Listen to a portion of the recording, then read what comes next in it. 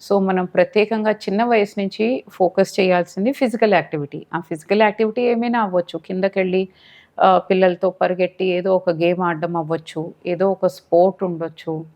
యోగా ఉండొచ్చు. ఏదైనా సరే ఒక డెఫినైట్‌లీ మనం చిన్నప్పటి నుంచి ఆ అలవాటు ఉంచితే పెద్దయినంత వరకు అది అలాగే కంటిన్యూ అవుతుంది. ఓకే. రెండోది ఇంకొకటి చాలా ముఖ్యమైన విషయం ఏమిటంటే ఆహ్, బ్యాలెన్స్డ్ డయట్ మీద మనం ఫోకస్ చేయాలి.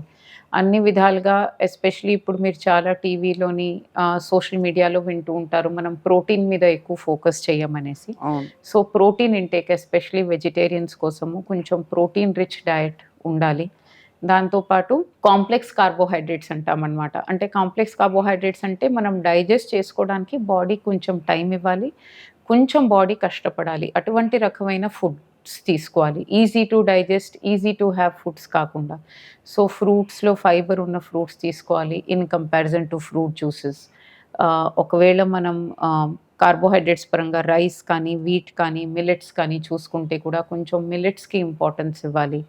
అండ్ వీట్‌లో కూడా కొంచెం traditional type of wheat flower, multigrain అలాంటి వీట్ ప్రొడక్ట్స్ తీసుకోవాలి. రైస్‌లో హ్యాండ్ పౌండ్ రైస్ కానీ, బ్రౌన్ రైస్ కానీ వీటన్నిటిలోని కొంచెం ఫైబర్ ఎక్కువుంటుంది. సో, బాడీకేంటంటే కొంచెం తీసుకున్నా సరే they will feel full. Automatically ఆహ్, న్యూట్రిషన్ కాంప్రమైజ్ అవ్వకుండా క్యాలరీ ఫుల్‌ఫిల్‌మెంట్ కూడా ఉంటుంది. ఓవర్ ఈటింగ్ అయ్యే ఛాన్స్ ఉండదు. సో, ముఖ్యంగా డయట్ అండ్ ఎక్సర్‌సైజ్ మీద మనం ఫోకస్ చేయాలి.